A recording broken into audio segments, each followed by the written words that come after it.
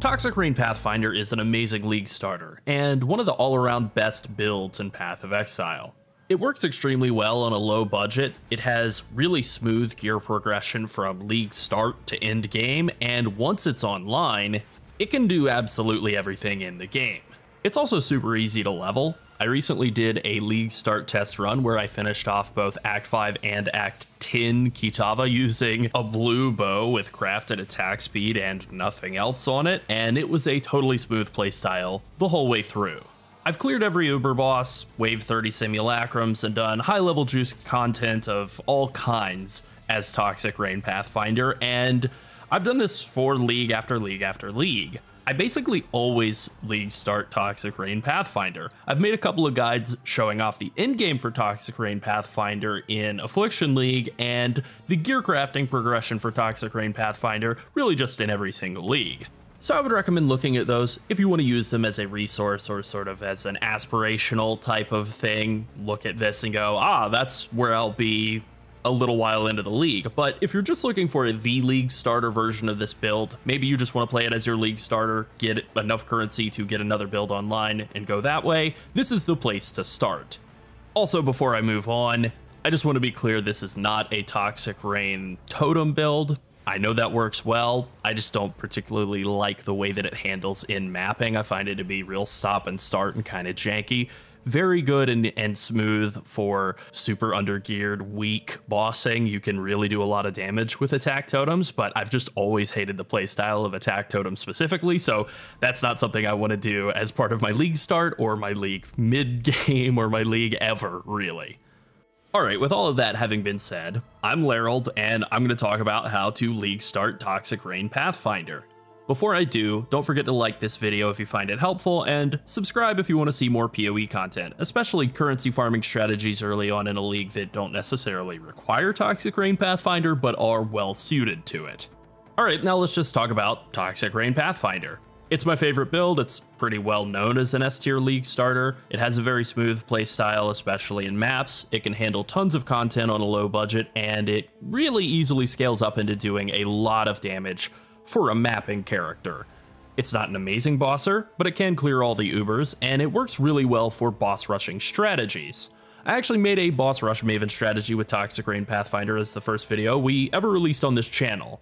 Alright, now I'm just gonna jump in game to talk about Toxic Rain, and we'll start with what makes it special. Toxic Rain is a chaos damage over time skill, and it scales more like a caster build than an attack build. That's why I was able to kill Kitava so easily with this, this terrible, terrible bow.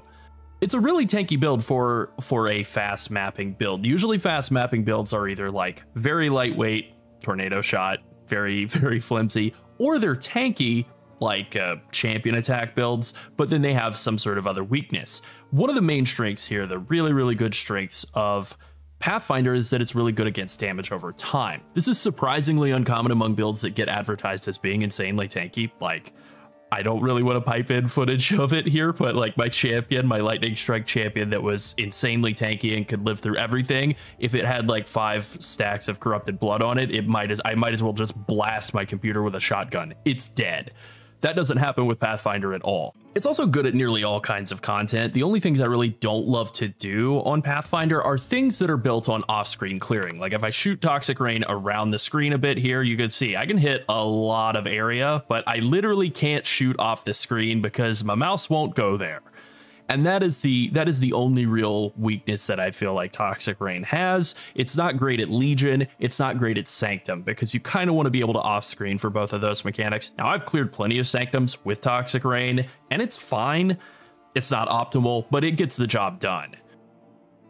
As for the playstyle, I've kind of already been showing it off here. There's some great MTX for Toxic Rain. They finally, after years of playing with just the very ugly green balls, like, no thank you, these pods are very, very gross looking to me, but there's a lot of good MTX for it now, and it shoots an arrow into the sky. That arrow rains down on enemies as these 5 little ugly pods.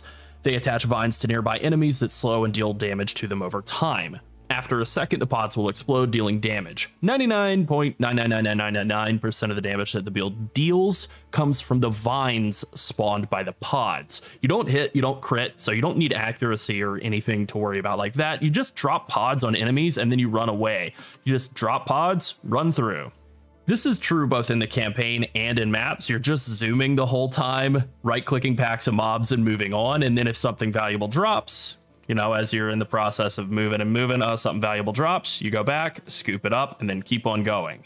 In terms of the content you want to do, mapping is really the main appeal of playing TRPF. It's extremely smooth. I think I said that a million times already. And it's really good at dealing with enemies that stand still or clump together in circles. I think this is kind of a big part of why it's not so great for Ubers, because as you can see, these pods last longer than 1 second. Now, not to jump ahead, but one of the ways that we scale our damage is through increased duration of skills, which is great quality of life. But it also means that there's a little bit of ramp up on enemies. So for enemies that jump around a lot, you're having to constantly reset and ramp up on them, and that can be pretty irritating. So enemies that stand still or are like stacked in circles are really, really good for this build. And that means essences, harbingers, and expedition. They're kind of the trifecta for money making, pretty great. Strong boxes are also really good. Harvest is pretty good, although Harvest can be a little tanky, and some of the mobs in Harvest can be really irritating. I think it's yellow worms, one of the color of guys that are worms that will burrow under the ground and leave a pod behind. They leave behind their own evil pod and then go somewhere else. Those guys can be really irritating, but most of the Harvest beasts or Harvest monsters are pretty easy to kill. Einhar, speaking of Harvest beasts, is also pretty decent for Toxic Rain, especially a low-level, inexpensive Einhar farm setup can be really good as Toxic Rain. And then, hilariously, Ritual and Ultimatum, a couple of kind of terrible leagues for actually making any sort of consistent currency, are big ol' circle leagues, and Toxic Rain is great for that. Now, we don't know what Necropolis is yet. I've seen some people suggest it might be a Vampire Survivors League. I think Toxic Rain might be insane for that, if it winds up being that, but hey, we're gonna see. So, obviously, I'm on a very low-level character. I killed Kitava, I think, at 62 or 63. I've just kind of done a couple of blood aqueducts for, like, footage for this video and other things. I'm level 65 on this character.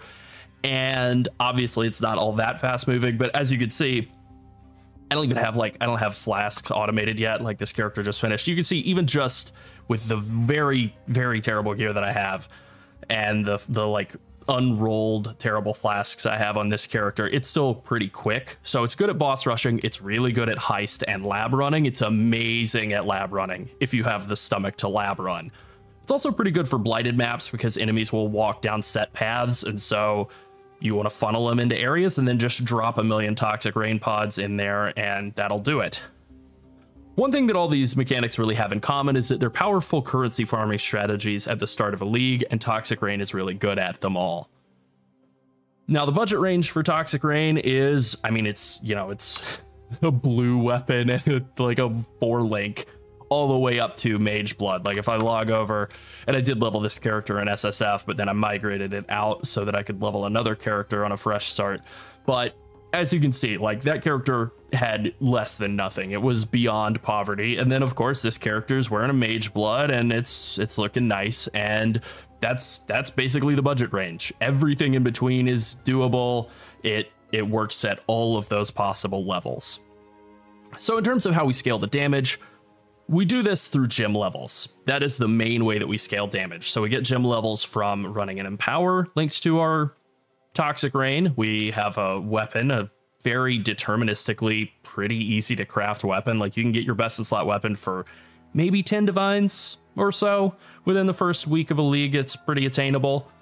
And as you can see, we have +1 to level of socketed gems, +2 to level of socketed support gems. So we're getting our Empower all the way up to level 7 through all those modifiers. We're getting a level 31 Toxic Rain because we're running a +2 neck. A lot of this does take some time to craft, but it's all stuff that you can work your way up into. So we're getting somewhere in the range of like 28 to 31 Toxic Rain gem. That adds a ton of damage. We also have a ton of attack speed, as you can see. That increases the number of pods that we can get on the ground at the same time. We also have increased skill effect duration. You can see these pods are lasting, 1 second. Count to 1, 2, 3. They're still going. Obviously, that's not a full second cadence, but The point is these pods last quite a while, 3.68 seconds. So substantial skill effect duration, which is also really good quality of life for us in everything else that we do, because we're able to run a Divine Blessing support Malevolence to fit in an extra aura. Really just a lot of quality of life here. And then finally, we have two other mechanics that are very similar to each other that improve our damage, and those are damage over time multiplier and chaos damage over time multiplier, which are different stats, but effectively just work the same way. They just increase the amount of damage that all of our chaos damage over time deals, and that's all that we do is Toxic Rain's chaos damage over time. All right, I got to the end of the video and I realized that I had forgotten a really important, very basic thing that I wanted to come back and pipe back in later, and that is increased area of effect. So we need to get to 39% increased area of effect, because increasing the area of effect increases the range of the vines coming out of the pods, which is really useful, but it also increases the amount of spread on the pods, like the amount that they spread out from each other. So just stacking increased area of effect actually won't increase your damage. It will cause them to spread out too far so that it actually reduces your damage. And there's a perfect sweet spot where you can get all 5 pods to overlap relatively consistently on enemies, and that number is 39%. So you want 9% on either your helmet or gloves, and then 10% on the other, and then you want to pick up this passive node here from Bow Mastery, or any of the Bow Mastery wheels, but this is the best one to go for, that gives you 20%. 20 plus 9 plus 10, 39. And we can just show off, like, as you can see here, obviously it's a little irregular, but that's what it looks like with 39%. And if I spec out of that node and take those pieces of gear off, you can see the pods are a little bit tighter together, not significantly, but the area of effect on them, the reach on the vines will be shorter, so it is actually harder to deal as much damage. You will deal considerably less damage if you don't have that 39% breakpoint hit.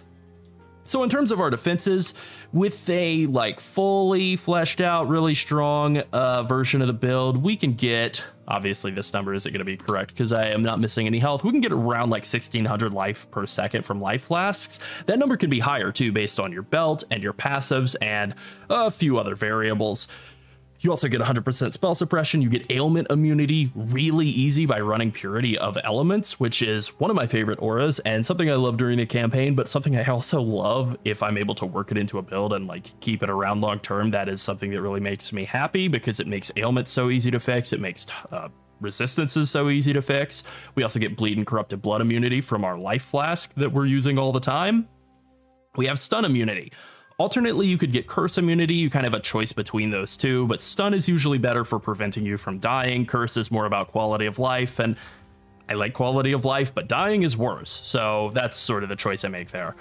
How do we scale our defenses? We mainly use Fizz taken as elemental. We get that in a few ways. Lightning Coil is really, really valuable. We also use a Watcher's Eye that has Fizz converted to elemental damage while we're using Purity of Elements, which is how we're able to justify continuing to use that. And then we also have a helmet that has 8% of Fizz taken from hits as a crafted prefix, and then the implicit of Fizz taken as lightning. So I did a little tweaking and I am at 69% of physical damage taken as lightning damage, which feels pretty nice, and then another 8% or so as fire. Now in the super in-game version of the build, you have Progenesis giving you basically a stagger effect. You're able to stagger like 35-40% of all the damage you take over 4 seconds instead of instantly.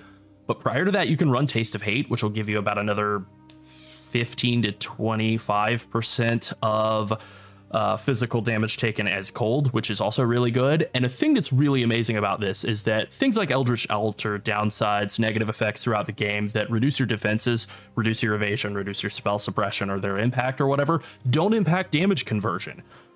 So all of that damage that you're converting from physical into those elements is like totally unaffected by all those negative downsides throughout the game. This is great. We also use Grace. It's just a really, really good defensive aura, and it works really well with the type of gear that we're using. Now, I know traditionally a lot of Toxic Rain builds, other Toxic Rain builds would do the double dip of like Grace and Determination, but the problem is that in gearing up as a ranger, it's kind of hard to fit in a lot of the armor. A lot of the strength requirements can be a little tough, and going for both armor and evasion, it's an option, right? You would have to give up purity to do that. But the problem is that I do a lot of blue Eldritch Altar farming, and in doing that, there's a really nasty downside that you run into pretty often, which is reduced physical damage reduction. It'll be like 50-60% minus phys damage reduction. That basically nullifies most of the armor value that you're getting out of Run into Term and maybe like Granite Flask and some armor gear. So I kind of feel like I've had a better time in the worst case scenario just staying tanky by doing Fizz converted to Ellie than bothering with armor at all. Like the best case scenario of tankiness, where you're not dealing with that downside from that altar, you're not dealing with anything that penetrates or overwhelms your armor.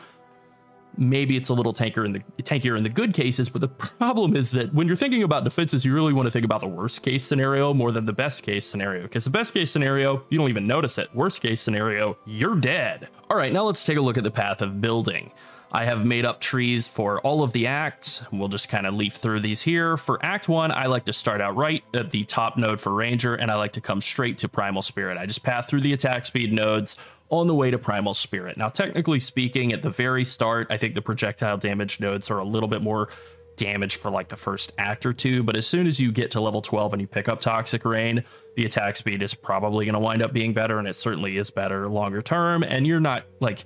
You're so starved for any sort of respec points in the first hour or two of leveling that you don't want to commit to 3 bad points to then roll out of them. I realize that you will then later roll out of these nodes and just take the dexterity nodes up top. You can just go this way to get to Primal Spirit a little faster, but I don't think it's really worth it. But getting Primal Spirit ASAP is good for 2 reasons. One, getting that strength and int can just make it a little easier to equip skills and pieces of gear without any sort of friction or requiring like any sort of amulets or anything off of a vendor. But also the mana per enemy hit with attacks, if you've used a mana flask in the last 10 seconds, really helps automate mana. And that is really my biggest frustration in the whole leveling process, is dealing with mana on a new character. Having to constantly chug those mana flasks to be able to keep going is really frustrating. Hitting a point on like Brutus where you're just sitting there spamming like default attack into him or something because you're tapped out on mana. That everybody's been there at least once, and it's the worst feeling in the world. So doing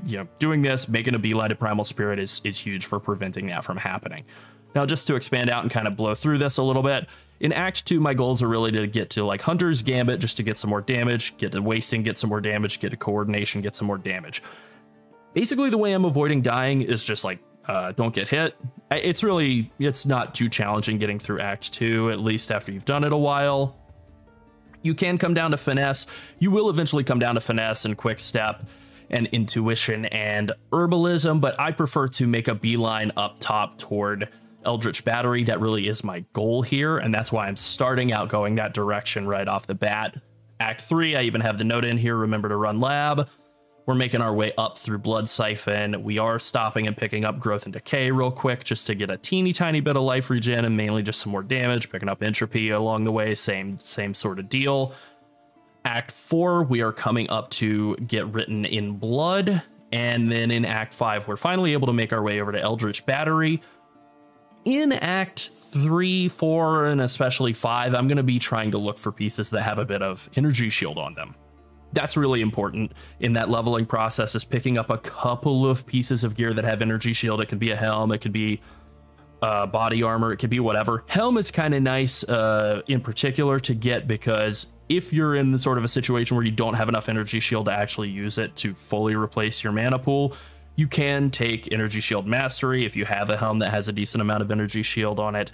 This is an optional node that you can use to like basically double all the Energy Shield you're getting from your helmet, and if that's like the only piece, that could double your Energy Shield.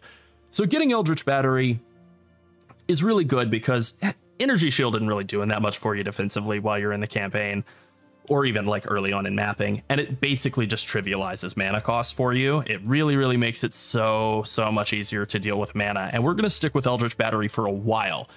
Now, there is the downside of running Eldritch Battery, which is that it turns off Mana Forged Arrows. Because they are Mana Forged Arrows, you have to spend mana in order for them to work, and they're not Energy Shield Forged Arrows, right? So In the skills section, I have a leveling set of skills here. I don't think I included Toxic Rain Ballistas. Okay, I didn't. Good. I didn't use them in my last playthrough. If you manage to get a couple of 4 links, you can set up some Toxic Rain Ballistas. Having a ballista totem of some kind, just to like throw down and get a little bit of extra wither stacks applied by it is okay. Really, I like them more just because I can like throw them down and kind of make them tank for me. Not really a huge deal though, to not have that at all. Progressing from here into Act 6, that is when we finally start making our way over here. We're going to be moving toward Sentinel and toward Constitution and exceptional performance and profane chemistry. We're getting more life, more defenses, more skill, effect duration. And as we can see, that is exactly the way that this is transitioning along. We're also picking up Magebane.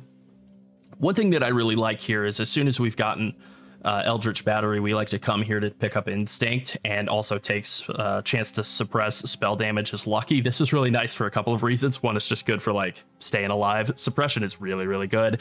And having your spell suppression chance be lucky adds so much spell suppression chance when your chance is relatively low. Like if it's in the 50% range and it's lucky, now it's basically 75%. That's really good for just a mastery. But also Instinct really helps with recovering a lot of energy shield, because you will be suppressing fairly often and you're getting a huge chunk of energy shield every time you do. You're also just getting more energy shield recharge rate, which is basically mana regen, which is pretty good out of those nodes there.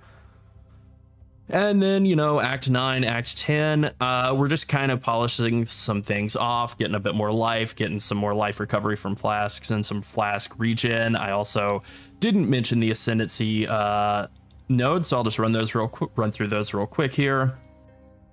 Act 3, you want to run the lab, get Nature's Reprisal, pretty basic. It adds a ton of damage, gives you Withered application, increases the effect of it. Act 7, we run Cruel Lab, we get Nature's Adrenaline. Now our Flasks are online and we're basically able to keep them going all the time. And then in Act 10, we pick up Master Surgeon, and now we're able to keep our life flask rolling all the time.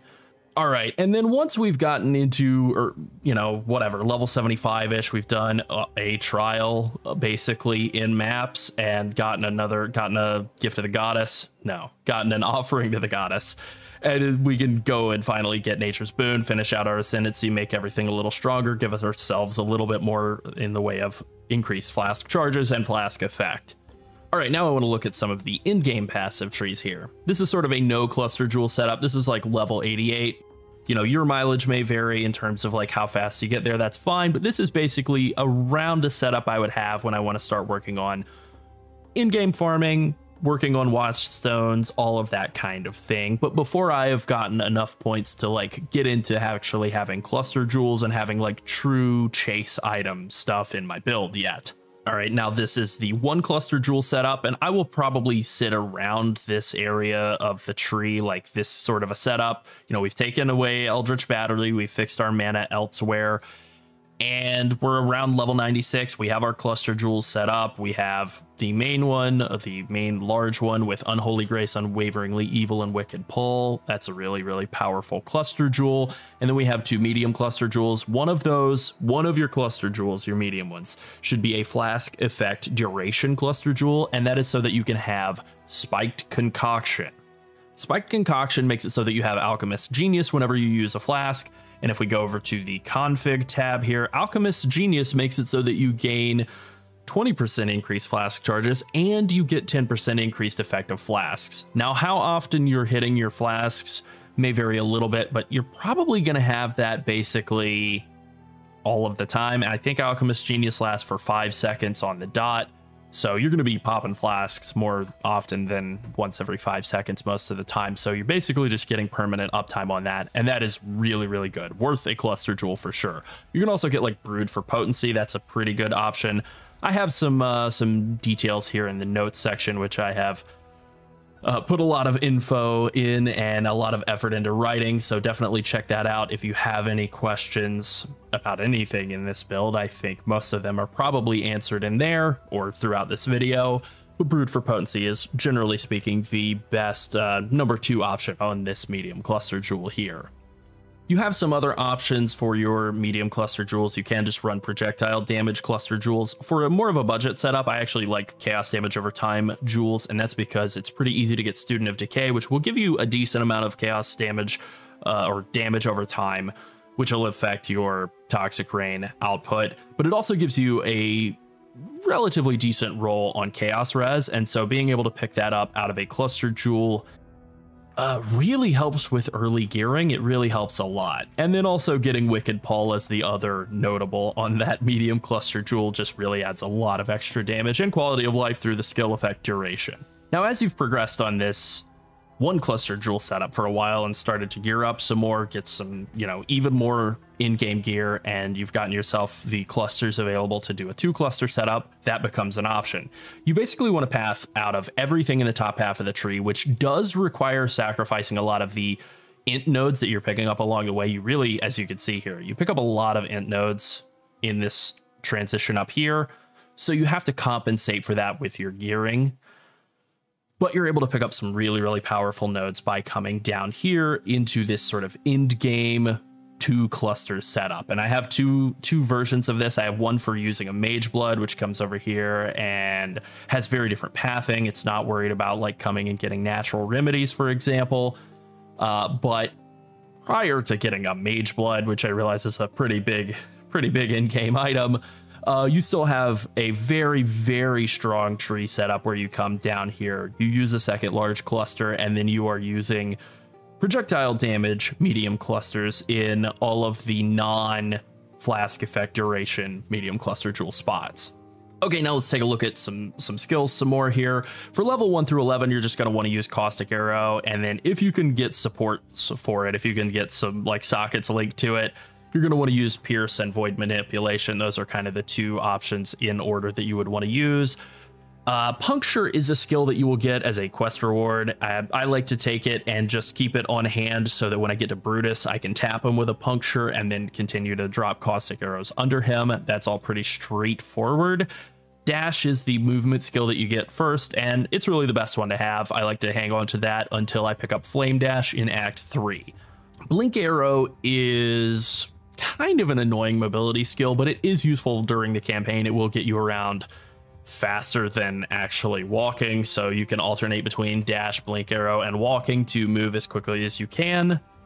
Withering Step is a damage increase since it withers enemies, so I like to have it and use it on like hard single target enemies, mainly just bosses.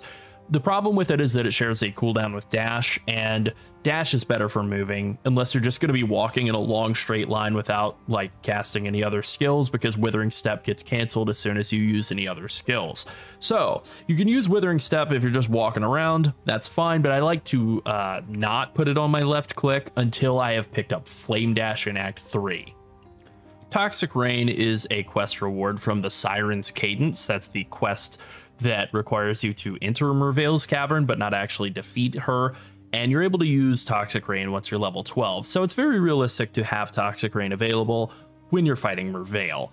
If you have it, if you're using it, I like to use Mirage Archer and Void Manipulation if I'm in a 3 green link. And that's kind of the preferred setup for finishing out Act 1 and progressing into Act 2. Once you're able to get a 4 green item, you want to use Vicious Proj as your 4th green gem. If you wind up getting a 3 green, 1 blue, then you can use Efficacy. If you get a 3 green, 1 red, you can use Increased Duration Support. It's definitely the weakest option here. If you manage to be kind of like super unlucky with your 4 links and you get like a 2 green, 1 blue, 1 red, then you can do Efficacy and Increased Duration instead of Void Man. And Vicious Proj, that's an option. Definitely weaker than going with the greens, but you know, you use what you get basically. As for moving around in Act 2, you want to use Blink Arrow, you want to keep using Dash, and you're not going to switch to Flame Dash until Act 3 if you do the library, which I do think is worth doing. And in terms of using Flame Dash, you basically just put it in the place of Dash and you keep using it, except now you're able to swap Withering Step into your left mouse button and use that just all the time as you're walking around to sprint a lot faster. That is worth doing during the campaign. If you're playing softcore, just do that.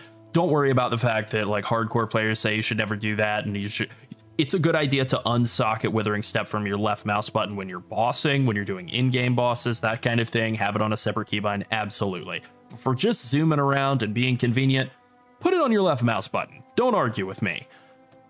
As for auras, the first aura you're gonna get that really does anything for you is Summon Skitterbots, and it's not great, but it's worth using. Initially, it's definitely good for Act 2. In Act 3, you're gonna get some more useful auras, and you're gonna get a Curse, you're gonna get Despair. You wanna pick that up and you start using that anytime you're fighting, like, you know, a unique enemy, Piety. I guess if you fight any Essence mobs or any rares along the way, you wanna hit them with Despair as well. As for auras, you kind of have some options. You only want to use one initially because your mana is going to constrain you from using more than one. But once you're able to use Eldritch Battery, you are able to switch over to using two.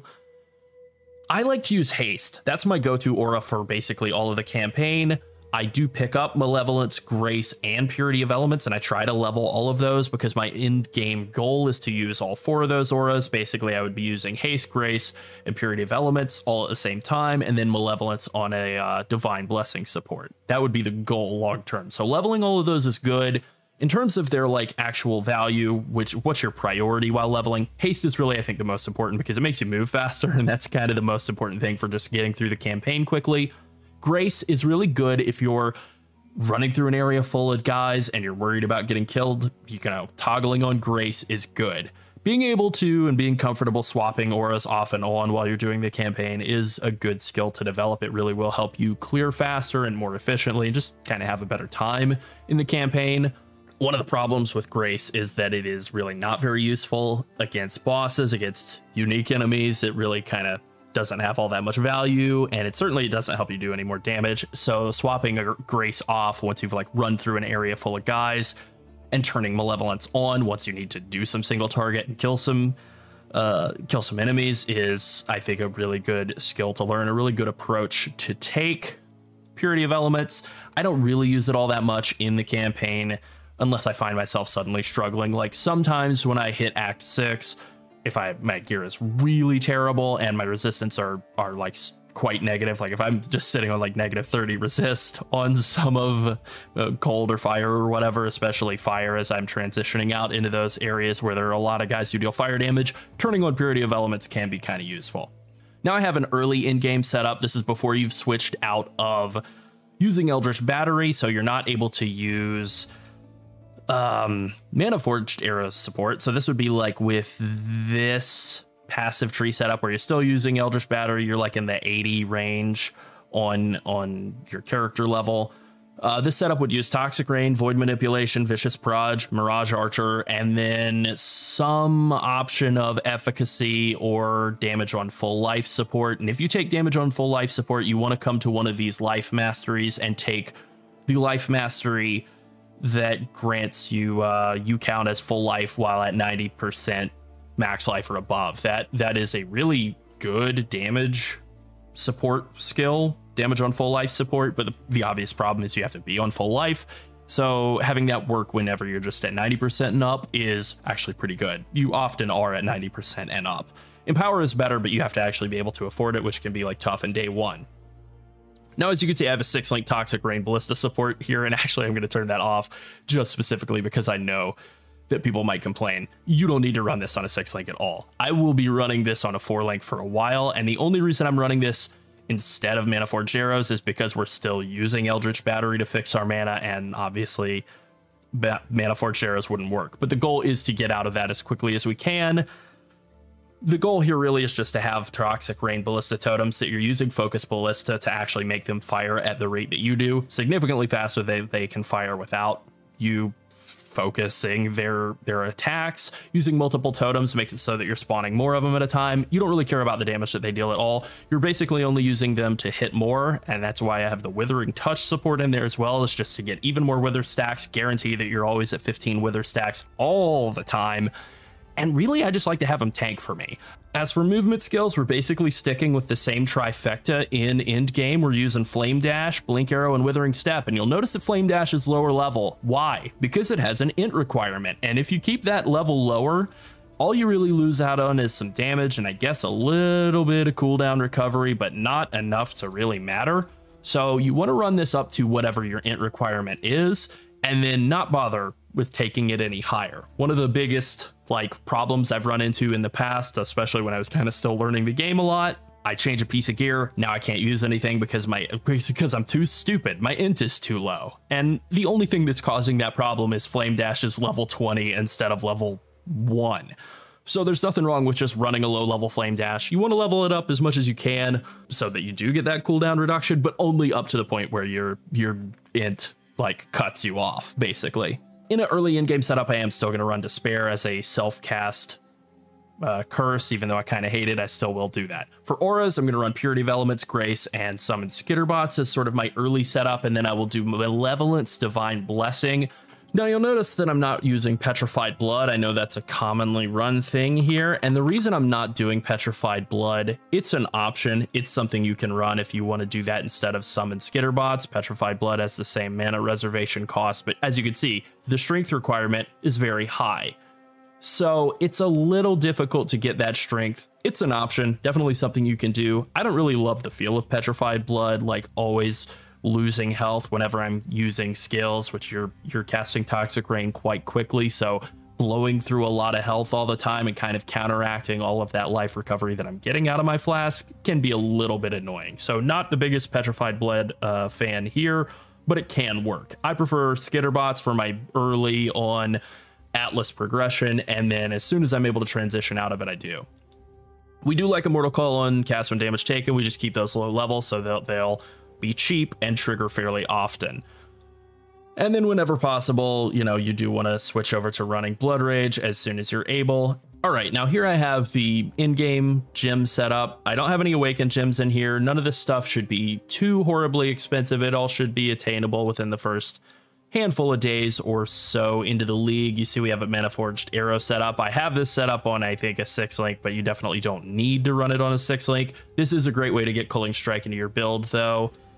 And you just run Mana Forged Arrows, Toxic Rain of Withering if you want. That will help with applying that Wither debuff, keeping that maintained. That's really good. It obviously gives you the freedom to put in Cull. It gives you the freedom to put in Frenzy and get Frenzy charges. And then Ensnaring Arrow is really nice as part of a Mana Forged Arrows setup because it slows enemies, and slowing enemies keeps them in your Toxic Rain pods taking more damage, which is really, really valuable. And then finally here I have the full end game Awakened Gem, totally established end game setup. You'll see I have Vol Haste toggled off, but you can run Vol Haste. Still sticking with Immortal Call. We really like that. At low levels is good just because that makes it all cheap.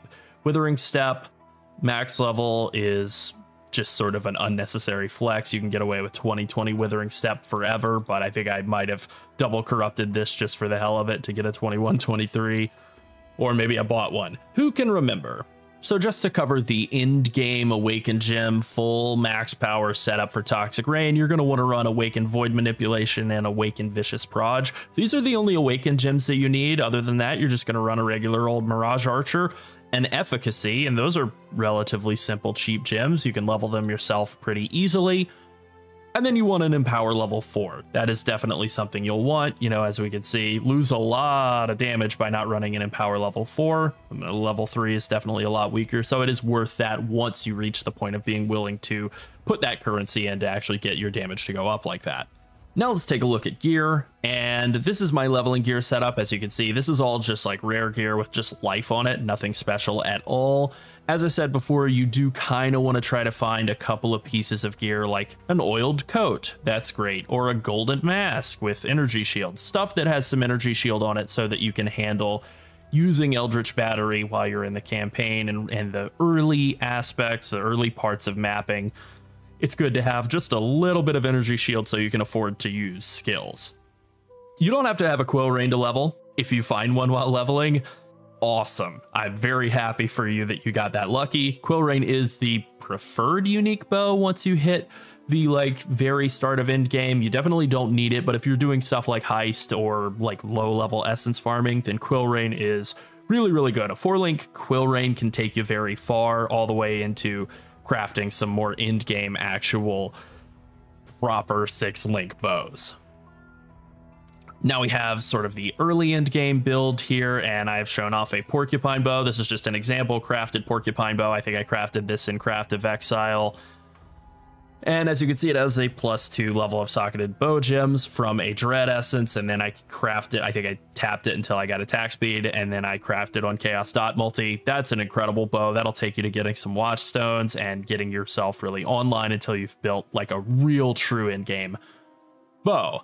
Then we have like a broadhead arrow quiver here. Again, some good stats on it, just some sort of generic gear. The main things that you're really looking for in terms of uniques are lightning coil. That's really, really valuable to convert half of the fizz damage you take into lightning damage. You do have that massive negative lightning resistance debuff that you want to compensate for. The minus 60 lightning res is really quite bad. So using a topaz flask really helps with that.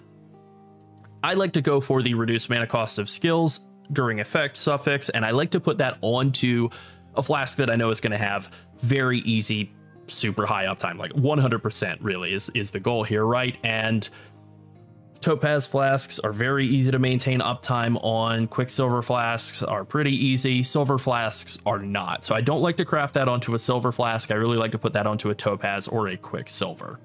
Because of this, we do like to do Betrayal early on in the league and try and farm the Betrayal Mastermind and get that mana cost of skill reduction so that we can afford to move out of Eldritch Battery and have constant uptime on that reduced mana cost of skills. Then we have sort of a high budget setup here, and obviously a high budget setup would probably be running 1 or 2 cluster jewels. You can see we have like a true proper in-game bow, a really nice in-game quiver, some like eldritch crafted armor in here as well.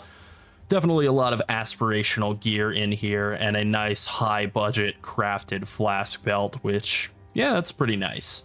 Okay, something I thought was really important to talk about and definitely wanted to dedicate an entire section to was being able to actually cast Malevolence with a Divine Blessing. Now, when you're using Eldritch Battery, that's pretty easy. That kind of takes care of itself. But once you've transitioned out of using Eldritch Battery, how do you get your mana cost low enough on Malevolence to use that Divine Blessing support?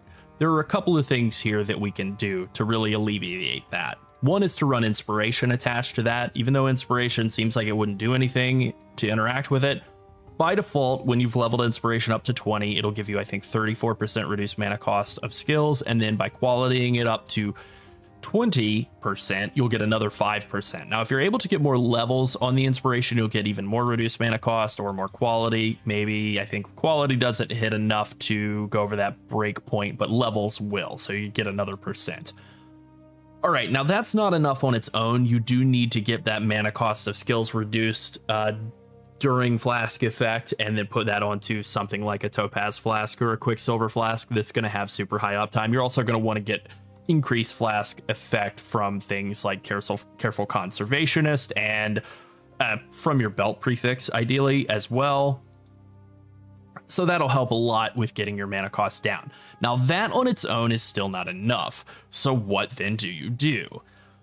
You want to use a couple of jewels, a couple of just rare jewels that have reduced mana cost of skills. Surprisingly, these can be kind of cheap early on in a league because there aren't really that many builds that need reduced mana cost of skills early on. So finding some that have maybe some other suboptimal stats, like you can see this is a pretty well rolled one. It has chaos dot multi attack speed with bows, increased maximum life, and reduced mana cost of skills. Maybe you're not going to find that exact jewel, but that's fine. Just getting reduced mana cost of skills at all has a huge impact. You can see right now with none of those, the cost of Malevolence, even with the level 20 Inspiration at a level 20 Divine Blessing, it's 100. Now, if we drop the level of Divine Blessing, we lose duration, but we do lose some cost on it. So we could run a level 1 Divine Blessing. It won't be as effective. It will still be kind of expensive. But that is an option for cutting that cost down. But as you can see, the difference between a 1, which is 80 mana, and a 20, which is 104 mana, really isn't that huge. And so I think it is worth it to still level up the Divine Blessing and just try to defray the mana costs elsewhere. And rare jewels really are the best way to do that. Now, you can get reduced mana costs of skills as a prefix on rings. That is also an option. I would really prefer to always have like the crafted non-channeling skills have minus mana cost as a prefix on my rings. That really is what I'm going for, and that comes from Betrayal Unveils. But you can find some other sources of reduced mana cost. But as you can see, just an extra 10% reduced mana cost massively reduces the amount of mana spent on that Divine Blessing support. You know, cuts it from 104 mana all the way down to 35, which makes it totally usable just on that alone. And then obviously, as I've transitioned here from the 1 cluster setup to a 2 cluster setup, if we have 3 of those jewels or 4 of them, we can get the cost all the way down to 0, or at least to like 14, which is pretty cheap, pretty manageable, pretty affordable. Now, one thing that you want to be mindful of as you're balancing out the mana cost of Malevolence, using these jewels to balance that out and bring that down, is you want to be watching out for the cost of Toxic Rain. You do want Toxic Rain to have a mana cost. Like, as you can see here, I've played around and brought the mana cost of Toxic Rain down to 0, which is not ideal, because then that means it won't be able to trigger Mana Forged Arrows support. So the way you can deal with this is by tweaking the amount of non-channeling skills have minus total mana cost on your ring prefixes. I think in one of my setups, I have like a -4 or a -5 on one ring and just like increased damage rolled on the other. I think it's this setup right here. This one, -5 on one ring and damage on the other. That is totally acceptable. Depending on how many jewels you have in that setup, that is something you might want to play around with. So you might not even need any non-channeling skills have minus total mana cost on your prefixes. You might actually be able to get away with crafting a reduced mana cost of skills prefix on one of your rings. That might be able to help you out with getting those jewels squared away. It's something to play around with, and it will be based on all the rest of your gear. Also, there are these 2 little nodes here, mana and flask effect. They're not exactly great, but they do increase the effect of your flasks, and that does also apply to the mana cost of skills effect from flasks. So as sort of a very in-game optimization, it is something that I've played around with, taking those 2 little nodes there. Okay, now I wanted to include some optional uniques that I think are really valuable, and so I'm just going to pull up the Path of Exile wiki and just kind of show a couple of these bad boys off. And the first is Maloney's Mechanism. This is not an amazing quiver for Toxic Rain Pathfinder, but it is good for getting Mana Forged Arrows style triggers early on in mapping while you're still using Eldritch Battery. Now, it can be expensive early on. In the past, I remember it being prohibitively expensive, but I do think it's something that has kind of fallen out of favor due to Mana Forged Arrows, so it might be a bit cheaper. It might be something you can reasonably afford, and it does have some useful stats. Increased attack speed, max life, chance to blind is also not too bad. So, you know, it's an okay option. And ultimately what I would use in a Maloney's Mechanism, if I were using one, would be Frenzy, Greater Multiple Projectiles, and Culling Strike. I think that would probably be your best setup there. Ultimately, I think you lose some single target DPS compared to just running a good Chaos Dot multi quiver. And I think I would rather have the rare quiver, but for like early on, if you can get one of these bad boys for cheap, I think it's a good piece to pick up. Kintsugi is kind of an out of favor old unique armor that's really not all that great. The thing with Lightning Coil is it's really good, but the secret's out. So it can be really expensive to buy a Lightning Coil for the first day or 2 or 3 of a league. And Kintsugi's a pretty good defensive chest that you can get before you have the extra lightning resistance that you need to make up for Lightning Coil, and also just like the currency that you need to buy a Lightning Coil. And also Kintsugi has no life on it, so you can use this mastery here on the tree. If I come path over here to the life masteries, you can take the 15% increased max life if there are no life mods on your equipped body armor. You can take that because Kintsugi doesn't have a life mod. Instead, what it has is a ton of evasion rating, which will help with staying alive in maps. It has a pretty good fire res roll on it, and more importantly than either of those things, it has a massive less damage taken if you haven't been hit recently. So it really helps with not getting bursted down the first time you walk onto the screen with like a big pack of mobs. All right, I just briefly want to talk about flasks and talk about good prefixes. The best possible prefix when you're playing this build in a sort of a normal setup. You know, you're using a rare belt, or maybe you're using a headhunter. Maybe you're going for the whole headhunter approach, which definitely is fun. I do that every league pretty much.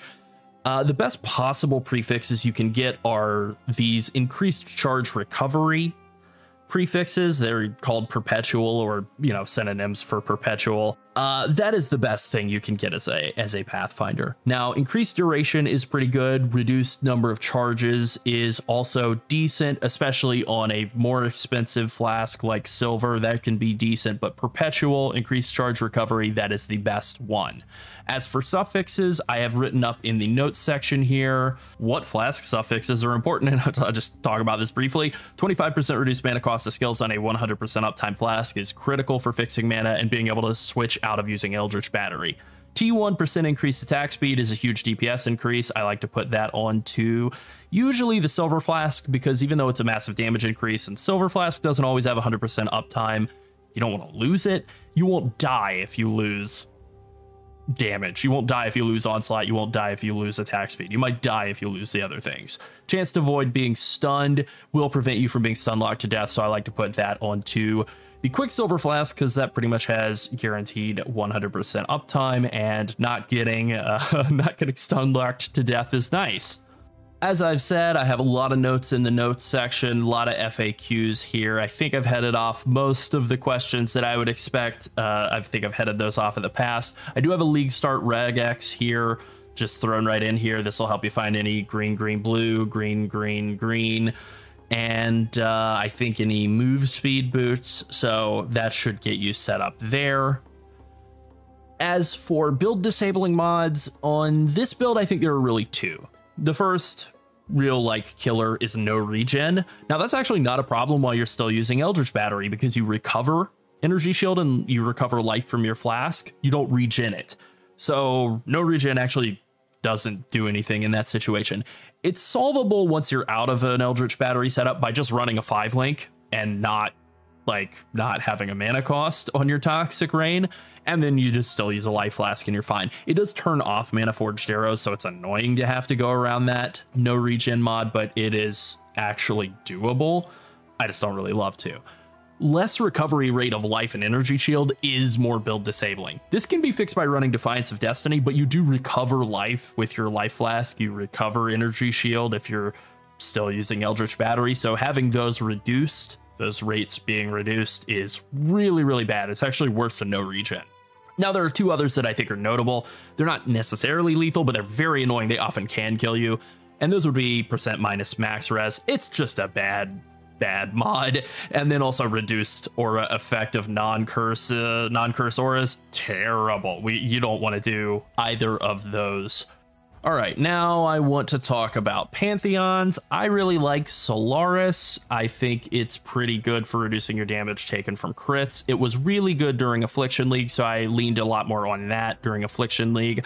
I think during a normal league, during Necropolis League, I think Lunaris will probably be better, especially if the speculation that it winds up being a Vampire Survivor Z style of league winds up being true, then having a bit more damage reduction, a bit more move speed, and whatever, just sort of more of an AoE focused defensive Pantheon will be the approach. Ultimately, you want to use Lunaris for AoE and Solaris for single target. You can use Erikali for reducing damage over time, but you're already so tanky against Dot that I don't think you need it. And I don't think you need Soul of the Brine King at all. You're dealing with stun through your flask, you're dealing with freeze and all ailments through Purity of Elements, so I think Brine King's actually kind of worthless for this particular manifestation of Toxic Rain Pathfinder that I go with. I like Rizlatha. I find it to be generically useful. It's just really good for flasks, and this is a flask build. It also cuts enemy regen. That Garrulus the Life Thief, Garrulus the Will Thief, whatever, that modification is really good. 50% reduced life regen rate is really good if you're doing any sort of Maven content. You kind of cut that in half, feels pretty nice.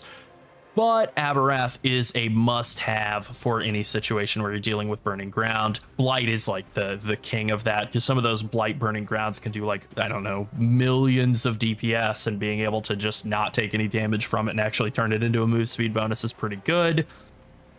But, other than Burning Ground, the reduced duration of Ignite doesn't do anything. You're immune to Ignite, so who cares? As for bandits, you kill them all. That's pretty much it. Alright, I think that about covers it. Be sure to like and subscribe if you enjoyed this video, and thank you for watching. Bye.